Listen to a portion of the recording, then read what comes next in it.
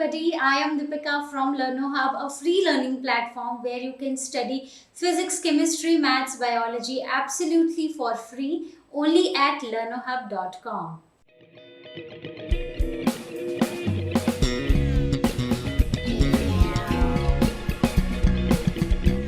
तो बच्चों, आज हम स्टार्ट करेंगे क्लास 12 बायोलॉजी का नेक्स्ट चैप्टर जो कि है ऑर्गेनिजम्स एंड पॉपुलेशन। तो इसमें बहुत सारे क्वेश्चंस हैं, लेकिन आज हम करेंगे question number 1 to question number 8 को डिस्कस।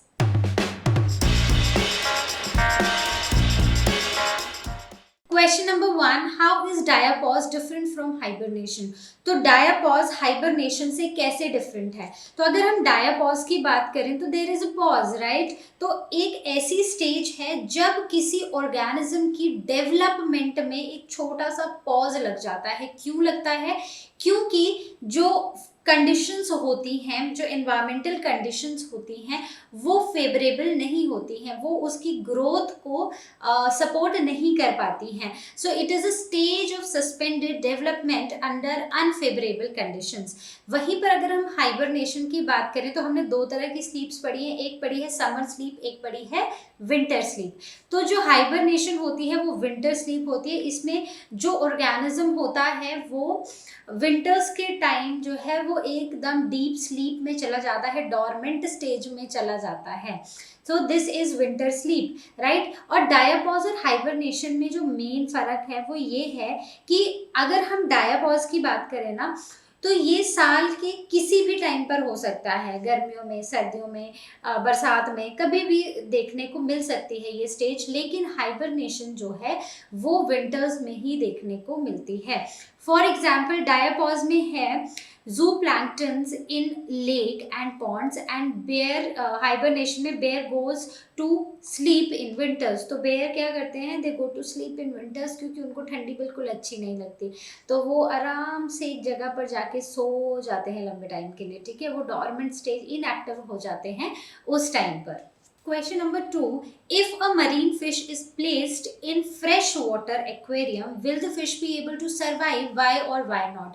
तो अगर हमारे पास एक फिश है और अगर हम उसको, वो रहती थी जैसे सीज में, ओशंस में, जहाँ पर सॉल्ट कॉन्सेंट्रेशन बहुत ज़्यादा थी, मतलब कि वो है एक मराइन फिश, राइट। तो मरीन वाटर में वो रहती है जहाँ पर सॉल्ट कॉन्सेंट्रेशन जो है वो बहुत हाई है। अब आप उस फिश को वहाँ से निकाल के आप उसको फ्रेश वाटर एक्वेरियम में डाल दो, ठीक है। तो यहाँ पर फ्रेश वाटर एक्वेरियम में क्या होता है, जो सॉल्ट की कॉन्सेंट्रेशन होती है ना वो कम होती है। अब क्या होगा, फिश इन कंडीशंस में नहीं सरवाइव कर पाएगी। क्यों? क्योंकि बाहर से जो पानी है ना, अब वो फिश की बॉडी के अंदर एंटर करना शुरू हो जाएगा, ठीक है। सो से this is the fish. So the बहुत ही फनी सी फिश है, बट जो पानी है बाहर से, it will start entering into the body of the fish. क्योंकि वो कहाँ रहती थी, वो सॉल्ट ऐसी जगह पर रहती है जहाँ पे सॉल्ट कॉन्सेंट्रेशन बहुत ज़्यादा थी, तो वही सेम कॉन्सेंट्रेशन उसकी बॉडी में भी है। Not exactly same concentration, but salt concentration ज़्यादा है उसकी बॉडी में भी।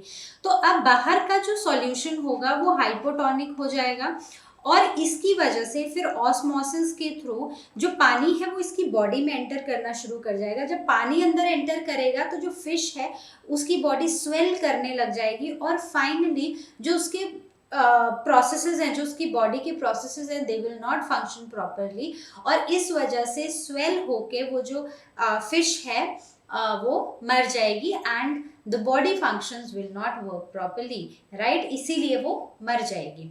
सो this causing fish to swell and burst as the marine fish will not be able to maintain the osmolarity, ठीक है। So this is the reason why if we bring a marine fish and put it in a fresh water environment, so that fish will not be able to survive. Question number 3, most living organisms cannot survive at temperature above 45 degrees Celsius. How Are some microbes able to live in the habitats with temperatures exceeding 100 degree Celsius? तो हमने देखा है कि बहुत ज़्यादा temperature बढ़ जाता है तो मोस्टली जो ऑर्गेनिजम्स हैं वो इस टेम्परेचर पे सरवाइव नहीं कर पाते हैं। और उसके क्या रीजंस हैं? उसके रीजंस ये हैं कि एक तो जो एंजाइम्स है ना वो अबव 45 डिग्री वो डीनेचर हो जाते हैं, and we know how important are these enzymes, हमने लास्ट चैप्टर में पढ़ा है। नाउ अब इनमें लिविंग ऑर्गेनिजम्स में जो प्रोटोप्लाज्म होता है which is the living content of the cell, वो प्रेसिपिटेट हो जाता है जैसे ही टेम्परेचर हाई होता है। तो ये जो एंजाइम्स हैं और ये जो प्रोटोप्लाज्म है they are very important in the living organisms. अगर ये डीनेचर हो जाएगा या प्रेसिपिटेट हो जाएगा तो उससे जो बॉडी की फंक्शनिंग है ना वो पूरी गड़बड़ हो जाएगी, तो उसकी वजह से जो लिविंग ऑर्गेनिजम्स है वो नहीं जी पाएंगे, right.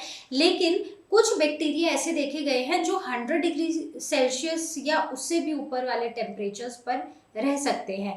For example Archie bacteria, इनको हम एक और नाम देते हैं दैट इज थर्मोफाइल्स, राइट। इनको हम बोलते हैं थर्मोफाइल्स। ये जो बैक्टीरिया होते हैं ना ये बहुत हाई टेम्परेचर पे रह लेते हैं, जैसे ये हॉट स्प्रिंग्स में देखने को मिलते हैं, राइट, और हाइड्रोथर्मल वेंट्स में देखने को मिलते हैं, राइट। तो ये जो बैक्टीरिया होते हैं ये क्यों रह पाते हैं? तो उसका रीजन है एक तो इनकी जो सेल मेम्ब्रेन है, इनकी सेल मेम्ब्रेन की जो फ्लूइडिटी है ना वो कम होती है। क्यों? क्योंकि उसमें ब्रांच्ड चेन लिपिड्स होते हैं उनकी सेल मेम्ब्रेन में, इसलिए उनकी सेल मेम्ब्रेन उनको इस टेम्परेचर पे रहने के लिए अलाउ करती है। और दूसरा एक इम्पॉर्टेंट रीज़न है कि इनके अंदर ना कुछ एंजाइम्स होते हैं जो हीट टॉलरेंट होते हैं, या फिर हम बोल सकते हैं they are thermo resistant enzymes, ठीक है। वो एंजाइम्स जो अगर टेम्परेचर बढ़ भी जाए ना तो भी डीनेचर नहीं होते हैं, वो उस इंक्रीज्ड टेम्परेचर से अपने आप को डीनेचर होने से रेजिस्ट करते हैं। So these are the two main reasons why some organisms are able to survive even at 100 degrees Celsius and more. Question number 4, list the attributes that populations possess but not individuals. तो हमें कुछ ऐसे attributes, ऐसे characteristics, ऐसे गुण, ऐसी विशेषताओं के बारे में बताना है जो एक population में होता है but individuals में देखने को नहीं मिलता है। तो ऐसी कौन सी चीज़ें हैं जो हमें population में देखने को मिल रही है और individuals में नहीं है? बहुत सारी हैं। अगर हम population की बात करें तो एक population क्या होती है? population बनती है ग्रुप ऑफ इंडिविजुअल से, right. So these are made up of group of individuals, कौन से? जो कि एक तरह के हों, और I can write over here of the same species, ठीक है। एक स्पीशीज के इंडिविजुअल्स क्या बनाते हैं? पॉपुलेशन बनाते हैं। तो अब ऐसी कौन सी चीज़ें हैं जो इंडिविजुअल में नहीं है और पॉपुलेशन में है? तो है, हम एक पॉपुलेशन को कैसे मेजर कर सकते हैं? पॉपुलेशन डेंसिटी, कि एक एरिया में एक गिवन टाइम पे कितने लोग रहते हैं, तो we can measure that. Individual के लिए मेजर कर सकते हैं? नहीं कर सकते हैं। देन एज डिस्ट्रीब्यूशन, एक कंट्री है या एक एरिया है, एक एरिया में इस एज के से 1 to 2, ठीक है, टॉडलर्स कितने हैं, सॉरी इन्फेंट्स कितने हैं, टॉडलर्स कितने हैं, फिर वो एडल्ट एज में जो टीन एज वाले बच्चे हैं वो कितने हैं, एंड अबव 18 कितने हैं, देन सीनियर सिटीजन्स कितने हैं। तो देयर इज एज डिस्ट्रीब्यूशन जो कि हम एक इंडिविजुअल के केस में नहीं मेजर कर सकते हैं। Then coming on to death rate and birth rate, हम एक पॉपुलेशन की डेथ रेट और बर्थ रेट काउंट कर सकते हैं लेकिन एक इंडिविजुअल का नहीं कर सकते। Then coming on to evolution, तो अगर हम एज अ होल एक पॉपुलेशन की बात करें तो पहले लोग कैसे थे, ठीक है। मतलब कि जो प्रिमिटिव मैन था उसमें वो कैसे दिखाई देते थे और आज हम कैसे दिखाई देते हैं। आज हम इवॉल्व हुए हैं। पहले बैक जो थी वो थोड़ी सी ऐसे से बेंट होती थी, कर्व होता था, लेकिन अब ऐसा नहीं है। अब हमें एकदम स्ट्रेट अपराइट हमारी बैक है, ठीक है। So there were many features. So what has happened, we have evolved over the period of time. तो ये पॉपुलेशन में ही देखने को मिल सकता है। ऐसा नहीं बोल सकते ना ये जब पैदा हुआ था तो ये ऐसा था और अब देखो ये अलग ही तरह का इंसान बन गया। तो ये अभी बस इवॉल्व हो गया, ऐसा नहीं होता है। So it takes many years for evolution. वो धीरे धीरे धीरे धीरे चेंजेस करके हमें देखने को मिलते हैं, और वो हम पॉपुलेशन को स्टडी करके ही पता लगा सकते हैं। देन कम सेक्स रेशो, कितने फीमेल्स हैं कितने मेल्स हैं एक जगह पर, so that determines the sex ratio, और वो भी हम एज अ पॉपुलेशन होल को कंसिडर करके ही पता लगा सकते हैं। So these are some of the attributes of a population which are not present in individuals. Question number 5. If a population growing exponentially doubles in the size in 3 years, what will be the intrinsic rate of increase, that is small r, of the population? तो हमें पता है कि ये जो exponential increase है ये कब possible होगा, जब जो resources हैं वो क्या होंगे, वो होंगे unlimited। ठीक है, सिर्फ उसी केस में एक्सपोनेंशियल ग्रोथ हो गई है ना। तो अब ये बोल रहा है कि ये 3 साल में हुई है किसी एक पॉपुलेशन में, बट जितना हमें पता है naturally this is not possible. ठीक है, ये पॉसिबल नहीं है। फिर भी अगर हम एल्गी की ग्रोथ की बात करें या हम इंसेक्ट्स की बात करें तो ये पॉपुलेशन इनिशियली इंक्रीज होती हुई देखी गई है, लेकिन टू सम एक्सटेंट। और उसके बाद क्या होता है, वो जो पॉपुलेशन है ना, जैसे ही रिसोर्सेज खत्म होते हैं वो पॉपुलेशन एकदम डिक्लाइन हो जाती है, हमेशा के लिए एक्सपोनेंशियल ग्रोथ नहीं रहती है। तो इसमें हमें क्या निकालना है, हमें निकालना है कि इंट्रिंसिक रेट ऑफ इंक्रीज क्या है अगर पॉपुलेशन 3 साल में डबल हो रही है। तो इसके लिए हम एक फॉर्मूला यूज करेंगे, that is N t is equal to N naught e raise to the power r t. इसमें एन टी क्या है, this is population increase in given years, मतलब ये इस यहाँ के केस में 3 ईयर्स है। आर क्या है, आर है इंट्रिंसिक रेट ऑफ इंक्रीज। ठीक है, रेट ऑफ इंक्रीज। अब यहाँ पर टी जो हमें दिया हुआ है, कितना दिया है, दिया है 3 ईयर्स, राइट। तो अब हम क्या करेंगे, हम यही चीजें देखेंगे। जैसे आर है ना, ई को कौन डिटरमाइन करता है, इसको डिटरमाइन करता है birth rate minus death rate. ठीक है, birth rate minus death rate. अब जितना बर्थ रेट ज्यादा होगा उतना रेट ऑफ इंट्रिंसिक रेट जो है वो ज्यादा होगा। तो अगर मान लेते हैं एन नॉट जो है वो एन है, तो जो एन टी है वो हो जाएगा 2n, क्योंकि पॉपुलेशन का साइज क्या है, डबल हो रहा है। तो यही सारी जो वैल्यूज है ना वो हम इस इक्वेशन में पुट करते हैं, तो ये आएगा 2n is equal to n e raise to the power r, और t कितना हमें दिया गया है 3 ईयर्स। तो मान लो यहाँ से ये कैंसिल हो गया, अब हमारे पास बचा ये। ठीक है, अब हम दोनों तरफ क्या करेंगे, लॉग लगा देंगे। तो लॉग e यहाँ पर हो जाएगा 3r log e। ठीक है, so it will be actually what, it will be 3r log e। ठीक है, क्लियर।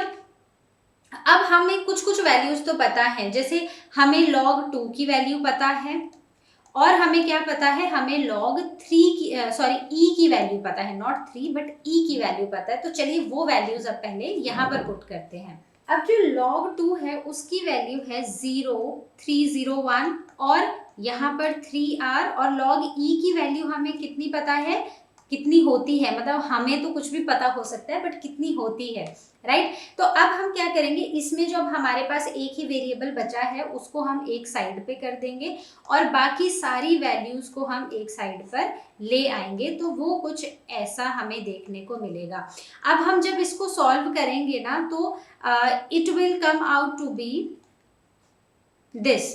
ठीक है, 0.231. So this is what, this is the intrinsic rate of increase R, जो कि हमें फाइंड आउट करना था इस क्वेश्चन में, राइट। तो हमें ये फॉर्मूला लगाना है, जो वैल्यूज हैं वो पुट करनी है, लॉग लगाना है, तो वो सारी चीजें, एक कैलकुलेशन जो है वो हमें बिल्कुल ध्यान से करनी है।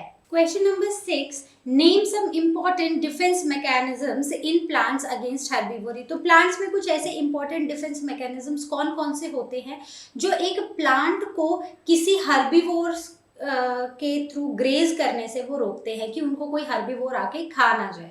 क्योंकि हर्बीवोर्स क्या खाते हैं, सिर्फ प्लांट्स खाते हैं, तो उनको जहाँ भी प्लांट दिखेगा वो वहाँ अटैक कर देंगे। लेकिन कुछ ऐसे कैरेक्टर्स होते हैं, जैसे मॉर्फोलॉजिकल ट्रेट्स होते हैं, या कुछ ऐसे डिफेंस मैकेनिज्म्स होते हैं, केमिकल डिफेंस होता है, जिससे कि वो एक हर्बीवोर जो है वो उस प्लांट को नहीं खाता है। तो सबसे पहला बहुत ही विजिबल वाला है, that is thorns and spines. तो जहां भी कांटे वाली चीज दिखती है तो वी ऑलवेज रेजिस्ट ना कि इसमें कांटे हैं, इसको हाथ नहीं लगाना है। तो in the same way herbivores also resist कि अच्छा इसमें कांटे हैं तो इसको हम नहीं खाएंगे, because it is going to pain them, it is going to create problems for them, तो वो नहीं खाएंगे। दूसरा है कुछ ग्लैंडुलर स्टिकी हेयर्स होते हैं जो प्लांट्स में देखे गए हैं। तो वो क्या होते हैं, वो इरिटेट करते हैं, उनके गट को चिपक जाते हैं। So that means animals herbivores do not like to eat such plant जिनमें वो स्टिकी हेयर्स होते हैं। देन हेयरी कोटिंग, तो अगेन टॉकिंग अबाउट हेयर्स होंगे तो that will irritate them and those plants will not be don't like to eat such kind of plants. Then mimicry, कुछ plants जो होते हैं वो किसी और प्लांट की तरह मिमिक करते हैं ताकि जब हर्बीवोर आए उनको देखे, उनको लगे अच्छा ये तो कोई और प्लांट है जो उनके लिए अच्छा नहीं है। सो इन दैट केस वो जो प्लांट है ना वो खुद को ग्रेज होने से बचा लेगा। Then coming to certain defense mechanism, सबसे पहले पॉइजनस कार्डिक ग्लाइकोसाइड्स। ये कुछ ऐसे केमिकल्स होते हैं जो इरिटेशन कॉज करते हैं, जिसकी वजह से उनके कार्डियक सिस्टम में कुछ इरिटेशन कॉज करते हैं, जिसकी वजह से प्लांट्स इनको नहीं, एनिमल्स इन प्लांट्स को नहीं खाना चाहते हैं।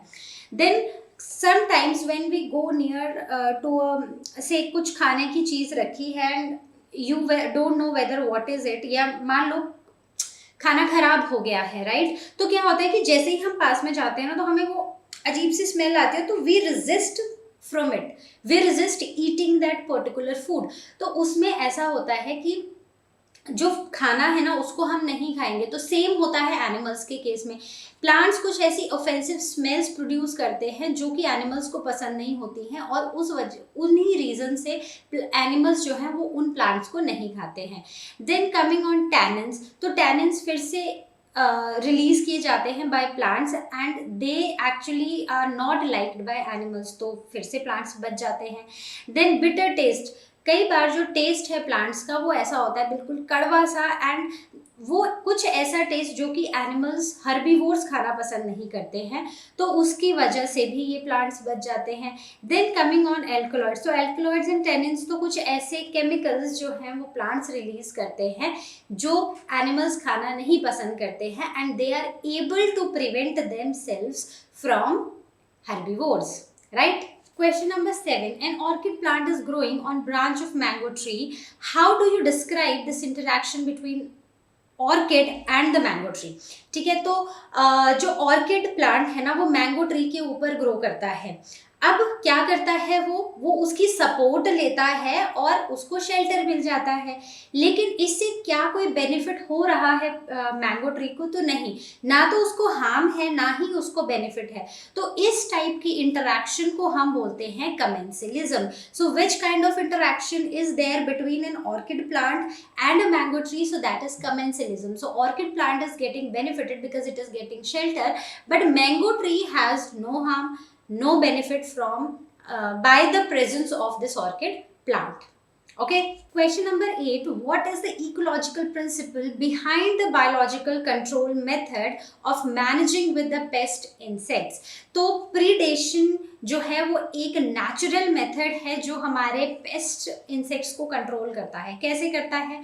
अब प्रीडेशन जो है, अगर हम प्रीडेशन की बात करें, प्रीडेशन में कौन कौन आएगा? प्रीडेशन में आएंगे प्रीडेटर्स, राइट, और आएंगे प्रे। ठीक है, तो जो प्रीडेटर्स होते हैं वो क्या करते हैं, वो प्रे के ऊपर फीड करते हैं। तो इनको प्रे से क्या मिल रहा है? खाना मिल रहा है। और इंटर्न क्या हो रहा है, इनकी जो पॉपुलेशन है ना, जो प्रे की पॉपुलेशन है वो क्या हो रही है? कंट्रोल हो रही है, मतलब ऐसे बढ़ती ही नहीं जा रही है। इनकी पॉपुलेशन को कंट्रोल करने के लिए भी कोई है। फॉर एग्जाम्पल हॉक बर्ड, ठीक है, ये जो बर्ड है ना ये फीड करता है इंसेक्ट्स के ऊपर, और इंसेक्ट्स के ऊपर जब ये फीड करता है तो एक तो इसको मिल रहा है क्या? खाना, और दूसरी तरफ से इंटर्न क्या हो रहा है, इनकी जो पॉपुलेशन है इंसेक्ट्स की वो क्या हो रही है? Control, right? So this is how this ecological principle works. And what is this ecological principle? That is predation, right?